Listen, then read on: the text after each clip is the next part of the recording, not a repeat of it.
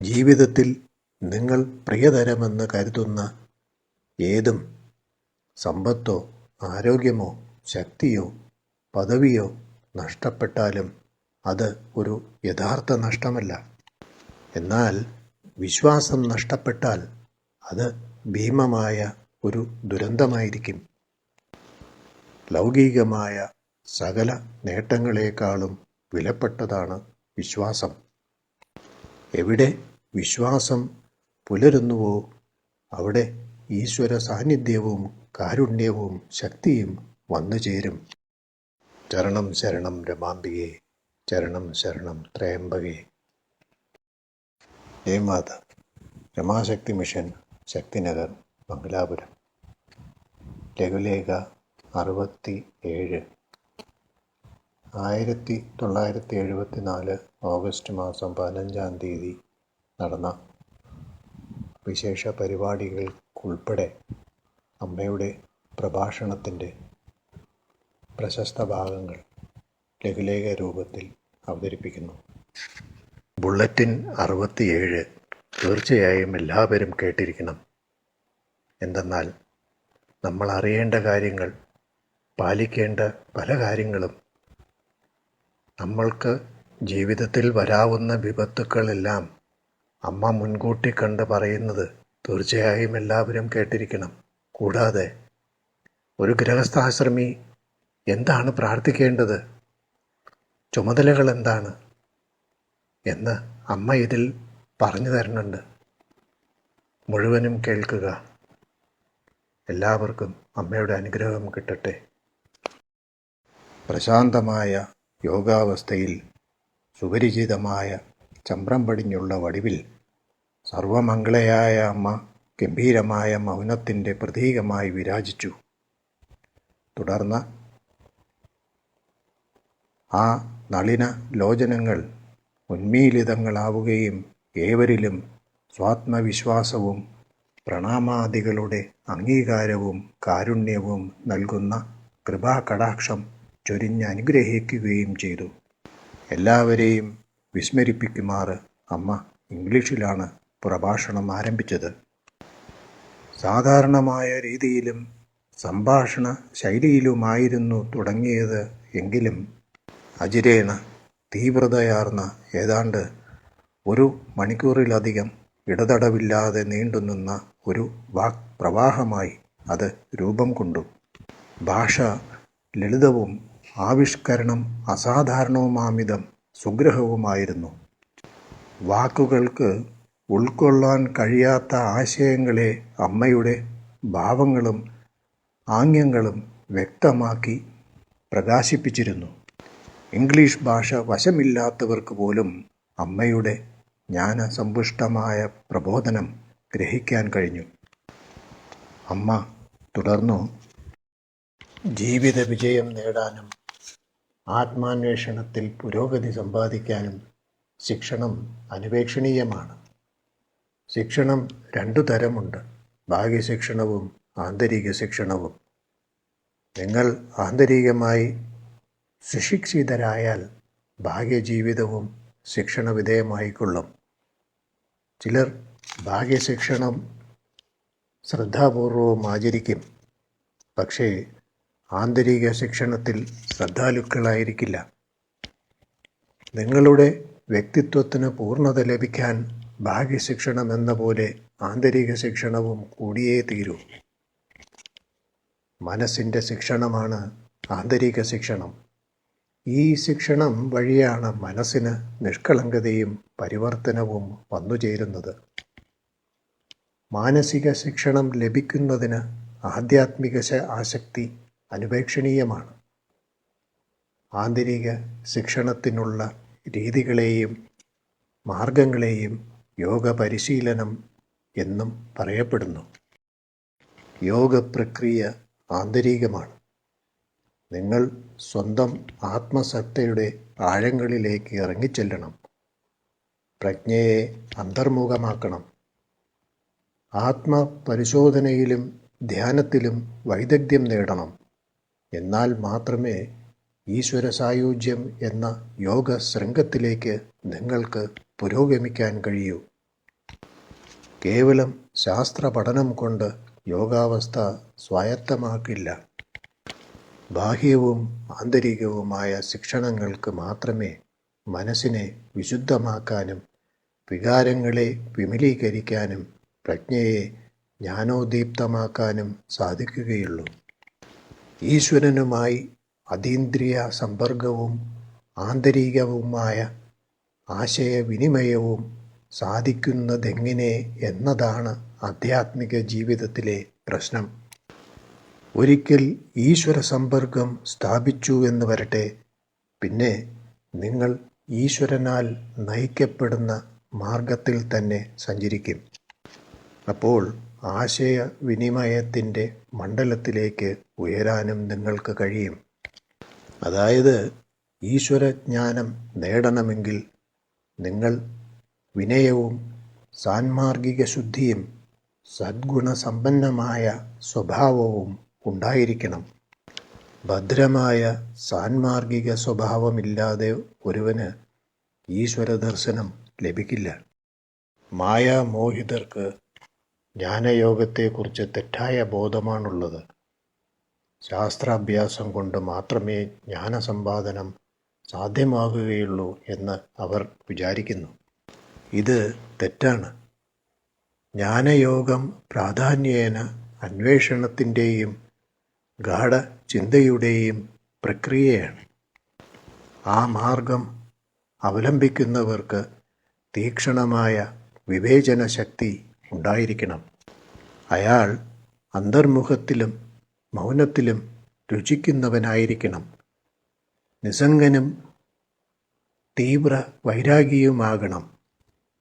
അഹന്തയുടെ സ്പർശനമില്ലാത്ത ബുദ്ധിയും നേടിയിരിക്കണം. സ്വന്തം മനസ്സിനെ സംബന്ധിച്ച പഠനവും പരിശോധനയും ഒരു യഥാർത്ഥ മുമുക്ഷുവിന് ഏറ്റവും ഫലദായകമായ പ്രവൃത്തിയാണ്.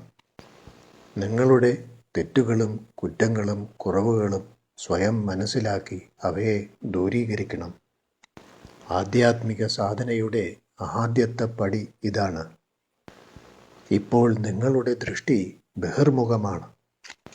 അതുകൊണ്ടാണ് അന്യരുടെ കുറ്റങ്ങൾ നിങ്ങളുടെ കണ്ണിൽ പതിയുന്നത്. നിങ്ങൾ ഈശ്വര ദർശനമാണ് കാക്ഷിക്കുന്നതെങ്കിൽ ആദ്യം ഈശ്വരൻ്റെ കൃപ സമ്പാദിക്കണം. ഈശ്വരൻ്റെ കൃപയിൽ കൂടി മാത്രമേ ഈശ്വര സാക്ഷാത്കാരം സിദ്ധിക്കുകയുള്ളൂ. ഈശ്വര കൃപ ലഭിക്കുന്നതിന് നിങ്ങൾ ധർമ്മപഥത്തിൽ സഞ്ചരിച്ച് ചിത്തശുദ്ധി സമ്പാദിക്കണം. വിശ്വാസത്തിന് മേരുഗിരിയുടെ സുസ്ഥിരത ഉണ്ടാകണം.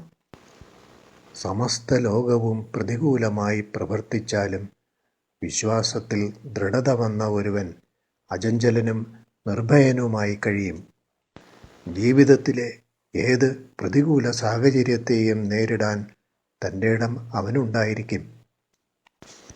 ജീവിതത്തിൽ നിങ്ങൾ പ്രിയതരമെന്ന് കരുതുന്ന ഏതും സമ്പത്തോ ആരോഗ്യമോ ശക്തിയോ പദവിയോ നഷ്ടപ്പെട്ടാലും അത് ഒരു യഥാർത്ഥ നഷ്ടമല്ല. എന്നാൽ വിശ്വാസം നഷ്ടപ്പെട്ടാൽ അത് ഭീമമായ ഒരു ദുരന്തമായിരിക്കും. ലൗകികമായ സകല നേട്ടങ്ങളെക്കാളും വിലപ്പെട്ടതാണ് വിശ്വാസം. എവിടെ വിശ്വാസം പുലരുന്നുവോ അവിടെ ഈശ്വര സാന്നിധ്യവും കാരുണ്യവും ശക്തിയും വന്നു ചേരും. ഏതാണ് ശരി, ഏതാണ് തെറ്റ്, നന്മയേത്, തിന്മയേത്, എന്താണ് ചെയ്യേണ്ടത്, എന്താണ് ചെയ്യാൻ പാടില്ലാത്തത് എന്ന് വിവേചിച്ചറിയാൻ വിഷമം നേരിടുന്ന പ്രതിസന്ധികൾ ഉണ്ടായെന്ന് വരും. നിങ്ങൾക്ക് വിശ്വാസം ദൃഢമായുണ്ടെങ്കിൽ, നിങ്ങൾ ഗുരുവിൻ്റെ യഥാർത്ഥ ഭക്തരാണെങ്കിൽ, ഗുരുവിൽ നിന്ന് ശാരീരികമായി എത്ര അകലെ കഴിഞ്ഞാലും നേരായ മാർഗത്തിലൂടെ ഗുരു നിങ്ങളെ നയിച്ചുകൊള്ളും. ഈശ്വര സാക്ഷാത്കാരത്തിനു വേണ്ടി അഭിലഷിക്കുക. അതിലേക്ക് അനുസ്യൂതം പരിശ്രമിക്കുക. ലൗകിക മോഹങ്ങളുടെയും സാഫല്യത്തിനും ഉദരപൂരത്തിനും വേണ്ടി നിങ്ങൾ എത്രമാത്രം കഷ്ടപ്പെടുന്നു? ഈശ്വരലാഭത്തിനു വേണ്ടി അതുപോലെ തീവ്രമായ അഭിലാഷത്തോടുകൂടി നിങ്ങൾ പ്രയത്നിച്ചാൽ ഈശ്വരൻ സ്വയം പ്രകടമാകും. വിശ്വാസപൂർവവും വർത്തിക്കുക. ധ്യാനം ഈശ്വരനിലേക്കുള്ള ആന്തരിക രാജമാർഗമാണ്. നെടുനാളത്തെ പരിശീലനവും ആരോഗ്യസമ്പന്നമായ സാൻമാർഗിക ജീവിതവും കൊണ്ട് മാത്രമേ ധ്യാനാവസ്ഥ സിദ്ധിക്കുകയുള്ളൂ. ധ്യാനത്തിൽ പുരോഗമിക്കുമ്പോൾ ആദ്യമായി മാനസിക മണ്ഡലത്തിലും പിന്നീട് മനസ്സിനതീതമായ മണ്ഡലത്തിലും ദർശനങ്ങൾ ഉയർന്നെന്നു വരും. മനോമണ്ഡലത്തിലെ ദർശനങ്ങൾ സത്യങ്ങളല്ല. ഒട്ടുമുക്കാൽ പേരെ സംബന്ധിച്ചും അവ അവനവൻ്റെ മനസ്സിൻ്റെ തന്നെ വിക്ഷേപങ്ങളാണ്. എന്നാൽ അതീത മനസ്സിലെ ദർശനങ്ങൾ അങ്ങനെയല്ല. അവ അപാരതയിൽ നിന്ന് സന്ദേശവും സൂചനകളുമാണ്. ഈ ദർശനങ്ങൾ സിദ്ധിച്ചതുകൊണ്ട് മാത്രം ഒരുവൻ തൃപ്തിപ്പെടരുത്. ലക്ഷ്യം ഈശ്വരനാണ്. പരമോത്കൃഷ്ടമായ ആധ്യാത്മിക നിധിയെ, അതായത് ഈശ്വരനെ കണ്ടെത്തുന്നതുവരെ മുന്നോട്ടു പോകുക. അതിനുള്ള നിശ്ചയദാർഢ്യവും വൈരാഗ്യവും നിങ്ങൾക്കുണ്ടായിരിക്കണം. നിങ്ങളിലധികം പേരും ഗൃഹസ്ഥാശ്രമികളാണ്. അതുകൊണ്ട് പ്രായോഗിക ജീവിതത്തിൽ വളരെ ഉപദേശങ്ങളും നിർദ്ദേശങ്ങളും നിങ്ങൾക്ക് അമ്മ നൽകേണ്ടിയിരിക്കുന്നു. സന്യാസിമാർക്കും ഏകാന്ത തപസ്സികൾക്കും നൽകുന്ന ശിക്ഷണം ഇതിൽ നിന്നും ഭിന്നമാണ്. അവരോട് ഊന്നി പറയുന്നത് വൈരാഗ്യത്തെപ്പറ്റിയായിരിക്കും. വിഷയസുഖങ്ങളോടുള്ള ഉദാസീനമായ വെറുപ്പല്ല വൈരാഗ്യം. നശ്വര വസ്തുക്കൾ, സുഖഭോഗങ്ങൾ ഇവയിൽ നിന്ന് നിശേഷമായി പിന്തിരിയുന്ന സ്ഥിതിയാണിത്. അത് ആളിക്കത്തുന്ന അഗ്നിയാണ്. വൈരാഗ്യത്തിൻ്റെ ശുദ്ധീകരിക്കുന്ന തീനാളങ്ങൾ അതുകൊണ്ട് ദേഹമാസകലം ഉജ്ജ്വലിക്കും. ഈശ്വര ദർശനം സംപ്രാപ്തമാക്കാതെ തൃപ്തിപ്പെടുകയില്ല. അത്തരത്തിൽ ശക്തവും അവിഛിന്നവുമായ വൈരാഗ്യത്തോടൊപ്പമുള്ള ഈശ്വര അഭിവാഞ്ചയാണ് ഒരു സന്യാസിയെ സംബന്ധിച്ച് ഈശ്വര സാക്ഷാത്കാരത്തിന് അനുപേക്ഷണീയമായിട്ടുള്ളത്. അല്ലാത്തപക്ഷം ലക്ഷ്യത്തിലെത്തിച്ചേരുകയില്ല.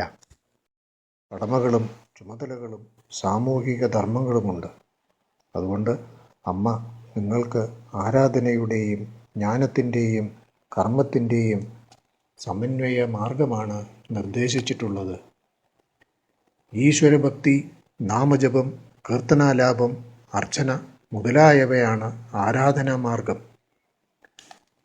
സത്യവസ്തുവെ അധികരിച്ചുള്ള വിചാരം, അനുസന്ധാനം, ധ്യാനം ഇവയാണ് ജ്ഞാനമാർഗം. സ്വധർമ്മ മേഖലയിലുള്ള കർത്തവ്യാനുഷ്ഠാനമാണ് കർമ്മമാർഗം. ഈ സമന്വയ സമ്പ്രദായം മുഖേന നിങ്ങൾ ആധ്യാത്മിക ശക്തിയുടെയും ആത്മാധിപത്യത്തിൻ്റെയും ആത്മാനുഭൂതിയുടെയും പാരമ്യത്തിലെത്തിച്ചേരും. നിങ്ങൾ കർത്തവ്യങ്ങൾ പ്രേമത്തോടും ഹൃദയപൂർണവുമായ ശ്രദ്ധയോടും കൂടി ആചരിക്കുക. ഫലസിദ്ധിയിൽ ആസക്തി പാടില്ല. ഫലത്തിൽ ആകാംക്ഷ ജനിച്ചാൽ കർത്തവ്യാനുഷ്ഠാനം ആത്മാർത്ഥമാകില്ല. കർമ്മഫലത്തിലുള്ള ഇച്ഛ മനസ്സിൽ പ്രത്യാഘാതമുണ്ടാക്കും. സമചിത്തത നശിക്കും. അതുകൊണ്ട് ഈശ്വര അർപ്പണബുദ്ധിയോടെ കർമ്മങ്ങൾ ആചരിക്കുക. സ്വന്തമായ ആനുകൂല്യമോ പ്രതിഫലമോ പ്രതീക്ഷിക്കരുത്. ചിലർ പറയാറുണ്ട്, നിങ്ങൾക്ക് ശക്തിയോ പദവിയോ നായകത്വമോ പേരോ പെരുമയോ അഭിനന്ദനമോ പ്രശംസയോ കാക്ഷിക്കുന്നില്ല എന്ന്. എന്നാൽ കുട്ടികളെ, നിങ്ങളുടെ തന്നെ ആശകളുടെ സൂക്ഷ്മമായ സ്വഭാവം നിങ്ങൾ അറിയുന്നില്ല. ഈ ആശകളും വികാരങ്ങളും ചിത്തത്തിൽ അപ്രകാശിത രൂപത്തിൽ വർത്തിക്കുന്നുണ്ട്. ബഹിസ്ഫുരണത്തിന് അവ അവസരം കാത്തു കഴിയുകയാണ്. ആരെങ്കിലും നിങ്ങളെ സ്തുതിക്കുമ്പോൾ നിങ്ങൾ സന്തുഷ്ടരാകുകയും കർമ്മങ്ങൾ ചെയ്യാൻ നിങ്ങൾക്ക് ഉന്മേഷം വർദ്ധിക്കുകയും ചെയ്യുന്നു. പക്ഷേ വിമർശനവും കുറ്റാരോപണവും വരുമ്പോൾ നിങ്ങൾ നിരാശപ്പെടുന്നു. ഉന്മേഷവും ഓജസ്സും മനസ്സിൻ്റെ സമനിലയും നഷ്ടപ്പെടുന്നു. ഇതാണ് നിങ്ങളുടെ മനസ്സിൽ അടിഞ്ഞുകിടക്കുന്ന ആശകളുടെ സ്വഭാവം. അതിനാൽ നിങ്ങൾ യാതൊരു അഭിലാഷവും ഇല്ലെന്ന് പറയരുത്. യാഥാർത്ഥ്യ ബോധമാണ് ആവശ്യമായിട്ടുള്ളത്. ആരെയും വെറുക്കരുത്. അന്യനുമായിട്ടുള്ള ബന്ധവും പെരുമാറ്റവും വികലമായ മുൻവിധിയോടുകൂടി ആയിരിക്കരുത്. എല്ലാവരോടും ഒരു സൗഹൃദം വളർത്തുക. ഈശ്വരപ്രേമം വികസിപ്പിക്കുക. ചിത്തം പരമ നിർമ്മലമാക്കുക. എങ്കിൽ മാത്രമേ ആത്മജ്ഞാനം ഉദിക്കുകയുള്ളൂ. മനസ്സ് പ്രതിലോമാത്മകമായ വൃത്തികളിൽ നിന്നും മുക്തമാക്കണം. മനസ്സ് ശുദ്ധവും അചഞ്ചലവും ശാന്തവും ഏകാഗ്രവുമായി തീരണം. അശുദ്ധി എന്നാൽ ദ്വൈത ഭാവനയും നാനാത്വ ചിന്തയുമെന്നാണർത്ഥം. വിശുദ്ധി എന്നതിനർത്ഥം ഏകത്വബോധം എന്നതാണ്. ദ്വൈതഭാവം അജ്ഞതയുടെ സന്താനമാണ്. ഏകത്വബോധമാകട്ടെ ജ്ഞാനമാണ്. ഈശ്വരനുമായി സാമ്യം പ്രാപിക്കുന്നതോടുകൂടി ഒരുവൻ വിശുദ്ധിയുടെ രൂപമായി മാറുന്നു. പരമപരിശുദ്ധം ഈശ്വരൻ മാത്രമാണ്. അന്യരെ തിരുത്താൻ പോകരുത്. ആദ്യം സ്വയം തിരുത്തുക. അമ്മയുടെ സാധനാ ജീവിതത്തിൽ അമ്മ ഈ തത്വം നിഷ്കർഷമായി പാലിച്ചിരുന്നു. ശിശുപ്രായം മുതൽ തന്നെ അമ്മയിൽ ആത്മജ്ഞാനം പ്രകാശിച്ചിരുന്നു. ആത്മജ്ഞാനത്തിൻ്റെ വാചാതീതമായ മഹത്വവും ശ്രേഷ്ഠതയും തേജസ്സും ശക്തിയും വിശദീകരിക്കുവാൻ സമർത്ഥമായ ഭാഷ എവിടെയാണുള്ളത്? താരാലങ്കൃതമായ നഭോമണ്ഡലത്തിലെ സംഖ്യാതീതങ്ങളായ തേജോഗോളങ്ങളും സമഗ്ര പ്രപഞ്ചവും ആത്മതേജസ്സിലാണ് വിളങ്ങുന്നത്. അതിൻ്റെ ശക്തിയിൽ അഗ്നി ജ്വലിക്കുന്നു. അതിൻ്റെ ശോഭയിൽ സൂര്യൻ പ്രകാശിക്കുന്നു. അതിൻ്റെ ആജ്ഞയെ അനുസരിച്ച് കാറ്റ് വീശുന്നു. സർവാധാരമായ ആ ആത്മജ്ഞാനം പരാനാദമായി അമ്മയുടെ ഹൃദയത്തിൽ എപ്പോഴും മുഴങ്ങിക്കൊണ്ടിരിക്കുന്നുണ്ടെങ്കിലും അമ്മ അതേപ്പറ്റി സംസാരിക്കുകയോ ഉപദേശിക്കുകയോ ഉദ്ബോധിപ്പിക്കുകയോ ഏതെങ്കിലും തരത്തിൽ ഭാഗ്യമായി പ്രകടിപ്പിക്കുകയോ ചെയ്യാറില്ല. ഏറ്റവും വലിയ മഹത്തായ ധാർമ്മിക ആദർശവും അത്യുത്കൃഷ്ടമായ തത്വചിന്തയും അനുഭൂതി സാധ്യമായ പരമലക്ഷ്യവും നിങ്ങളുടെ മുൻപിൽ അമ്മ ഉയർത്തിയിരിക്കുകയാണ്. പക്ഷേ നിങ്ങൾ നിങ്ങളുടെ ഹൃദയവും ആത്മാവും ഈ ഉപദേശങ്ങളിൽ പ്രതിഷ്ഠിച്ച് ഉപര്യോപരി ഉയരാൻ യത്നിക്കണം. നിങ്ങൾ ഗാഢമായി പരിചിന്തിക്കണം, ഗാഢമായി ധ്യാനിക്കണം, ആന്തരികമായ ഉറവിടത്തിലേക്ക് ഇറങ്ങിച്ചെല്ലണം. അപ്പോൾ മാത്രമേ അമ്മയുടെ ഉപദേശങ്ങളുടെ പൊരുൾ നിങ്ങൾക്ക് അനുഭവവേദ്യമാകുകയുള്ളൂ. ആത്മാർത്ഥതയുള്ള സാധകരാകുവിൻ. ആത്മസംയമം ശീലിക്കുവിൻ. അമിതമായി സംസാരിക്കുന്നവൻ, അമിതമായി ആഹാരം കഴിക്കുന്നവൻ, അമിതമായി ഉറങ്ങുന്നവൻ ഇവരാരും ഈശ്വര സാക്ഷാത്കാരം നേടുകയില്ല. ആഹാരത്തിലും നിദ്രയിലും ഭാഷണത്തിലും മിത്വം ശീലിക്കേണ്ടത് യോഗപഥത്തിലേക്കുള്ള പുരോഗതിക്ക് ആവശ്യമാണ്. മനസ്സാണ് ഏറ്റവും വലിയ പ്രതിബന്ധം. തമസിൽ നിന്ന് വിസ്മൃതി ഉദിക്കുന്നു. അനുസ്യൂതമായ ഈശ്വരാവബോധം, നിരന്തരമായ ഈശ്വര സ്മരണ താമസിക മാന്യത്തെയും രാജസവൃത്തികളെയും അകറ്റുന്നതിന് അനുപേക്ഷണീയമാണ്. നിങ്ങളുടെ ഹൃദയാന്തർഭാഗത്ത് പ്രേമസാഗരം ഇരമ്പുന്നുണ്ട്. പക്ഷേ അഹന്ത എപ്പോൾ അവിടെ പ്രകാശിക്കുന്നുണ്ടോ തൽക്ഷണം ആ സാഗരം വറ്റിപ്പോകുന്നു. പിന്നെ അനുഭവമാകുന്നത് സ്നേഹശൂന്യതയാണ്. നിങ്ങൾ സ്വന്തം മനസ്സ് പരിശോധിച്ച് നിങ്ങളുടെ തെറ്റുകൾ അകറ്റുക. എവിടെയാണ് തെറ്റ് പറ്റിയതെന്ന് കണ്ടെത്തണം. ആത്മപരിശോധന നടത്തുക. ദുരുദ്ദേശങ്ങൾ അന്യരിൽ ആരോപിക്കരുത്. തെറ്റിൻ്റെ ഉത്തരവാദിത്വം സ്വയം ഏൽക്കണം. അന്തർമുഖത്വവും ആത്മപരിശോധനയും ധ്യാനവും മുഖേന ശുദ്ധീകരണം സാധ്യമാകും. നിർമ്മലമായ മനസ്സ് അതിസൂക്ഷ്മമായ മാനസിക വൃത്തികളെ പോലും കണ്ടുപിടിക്കും. വെളുത്ത വസ്ത്രത്തിലെ കറുത്ത പുള്ളി പ്രകടമായി കാണും. എന്നാൽ വസ്ത്രം ആകെ തന്നെ കറുത്തതാണെങ്കിൽ ആ കറുത്ത പുള്ളി എങ്ങനെ കണ്ണിൽപ്പെടും?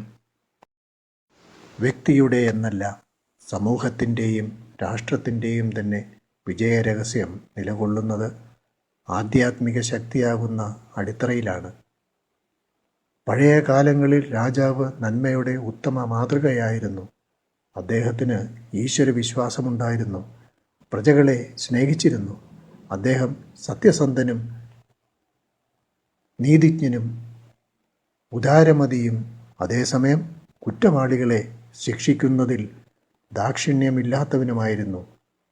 വല്ലപ്പോഴും രാജാവ് സാഹസത്തിന് ഒരുമ്പെടുകയോ നീതിരഹിതനാവുകയോ ചെയ്താൽ അദ്ദേഹത്തെ തന്ത്രപൂർവം നേർവഴിക്ക് നയിക്കാൻ മന്ത്രിയുണ്ടാകും. മന്ത്രി ഭരണകാര്യങ്ങളിൽ സമർത്ഥനും രാജഭക്തനും പ്രജാസ്നേഹിയുമായിരുന്നു. സദ്ഗുരുവിൻ്റെ സ്വഭാവത്തെ അധികരിച്ച് ആധ്യാത്മിക സാമ്രാജ്യാധിപതിയായ ദിവ്യമാതാവ് ഇങ്ങനെ തുടർന്നു. ശിഷ്യൻ്റെ സമുദ്ധരണമാണ് സദ്ഗുരുവിലുള്ള സമുജ്വലമായ തീവ്രാഭിലാഷം. ഗുരുവിന് ശിഷ്യനോടുള്ള പ്രേമം സീമാതീതമാണ്. പക്ഷേ ഗുരു നിസ്സംഗനാണ്. ഗുരു സ്വന്തം ആത്മസത്തിൽ തന്നെ രചിച്ചുകൊണ്ടിരിക്കുന്നു. ഗുരു യാതൊന്നിനെയും വ്യക്തികളെയോ പരിസ്ഥിതികളെയോ ആശ്രയിക്കുന്നില്ല. അദ്ദേഹം സർവസ്വതന്ത്രനാണ്. അജ്ഞരായ ജീവന്മാരോടുള്ള കാരുണ്യ പ്രകർഷം കൊണ്ട് മാത്രമാണ് ഗുരു ഉപദേശം നൽകുന്നത്. ആധ്യാത്മിക ജീവിതത്തിൽ ഗുരുവുമായുള്ള ആന്തരിക ബന്ധമാണ് പരമപ്രധാനം. ശിഷ്യന് ഗുരുവിൻ്റെ നേർക്ക് നിഷ്കളങ്ക ഭക്തിയും ഗുരുവാക്യത്തിൽ അചഞ്ചല വിശ്വാസവുമുണ്ടെങ്കിൽ അവൻ എവിടെ കഴിഞ്ഞാലും ഗുരുവിൻ്റെ അദൃശ്യ സമ്പർക്കം നിയന്ത്രണവും സംസിദ്ധമാകും. പ്രാർത്ഥനയെക്കുറിച്ചുള്ള ഉപദേശത്തോടുകൂടി അമ്മ പ്രഭാഷണം ഉപസംഹരിച്ചുകൊണ്ട് ഇങ്ങനെ പറഞ്ഞു. ആദർശപരമായ നിലയിൽ കുട്ടികളെ വളർത്തിക്കൊണ്ടുവരുന്നത് ശ്രമകരമായ ഒരു ജോലിയാണ്. അച്ഛനമ്മമാരുടെ ഏറ്റവും പാവനമായ ഒരു ധർമ്മമാണിത്. ഈ കൃത്യനിർവഹണത്തിന് ഈശ്വരകൃപ ആവശ്യമുണ്ട്. അതുകൊണ്ട് ഉള്ളിൻ്റെ ഉള്ളിൽ നിന്ന് ഇങ്ങനെ പ്രാർത്ഥിക്കുവിൻ. എൻ്റെ ഈശ്വര, അവിടുന്ന് എനിക്ക് കുട്ടികളെ തന്നു. ഇതുവരെ എനിക്ക് ഭാരിച്ച ചുമതലകളൊന്നുമില്ലായിരുന്നു. എന്നാലിപ്പോൾ മഹത്തായ ഒരു കടമ എന്നിൽ നിക്ഷിപ്തമായിരിക്കുന്നു. അല്ലയോ ദിവ്യമാതാവേ, എനിക്ക് മറ്റൊന്നും സഹായമായിട്ടില്ല. അവിടുന്നാണ് എൻ്റെ ഏക അവലംബം. അവിടുന്നാണ് സർവ പരിപാലന ശക്തി. സഹായത്തിന് അവിടുത്തെ അല്ലാതെ മറ്റാരെയും എനിക്ക് ആശ്രയിക്കാനാവില്ല. അവിടുത്തെ സദാപി സ്മരിക്കാനും എൻ്റെ കടമകൾ ശരിയായി നിർവഹിക്കാനുമുള്ള ശക്തി എനിക്ക് തരുമാറാകണമേ. അല്ലയോ ഹൃദയേശ്വരി, ധർമ്മപദത്തിൽ കൂടി എന്നെ നയിക്കണമേ. മമതാബന്ധങ്ങളോ മോഹങ്ങളോ എന്നെ അടിമയാക്കാതിരിക്കണമേ. അവിടുത്തെ പാതാരവിന്ദങ്ങളിലേക്ക് അടിയനെ നയിക്കണമേ. ദുരിതബദ്ധരായ മനുഷ്യരാശിയെ സമാശ്വസിപ്പിക്കാനും അവർക്ക് ശക്തി പ്രദാനം ചെയ്യുന്നതിനും വേണ്ടി പരമോത്കൃഷ്ട ശൃംഗത്തിൽ നിന്ന് ആ മാതൃവാത്സല്യം പ്രവഹിക്കുകയാണെന്ന് എല്ലാവർക്കും തോന്നി. ദിവ്യഗാംഭീര്യവും പ്രേമവാത്സല്യവും ഒത്തിണങ്ങിയ ഒരു അത്ഭുത വിഗ്രഹത്തെയാണ് തേജസ്വരൂപിണിയായ അമ്മയിൽ എല്ലാവർക്കും ദർശിക്കുവാൻ കഴിഞ്ഞത്. ജയ് മാത.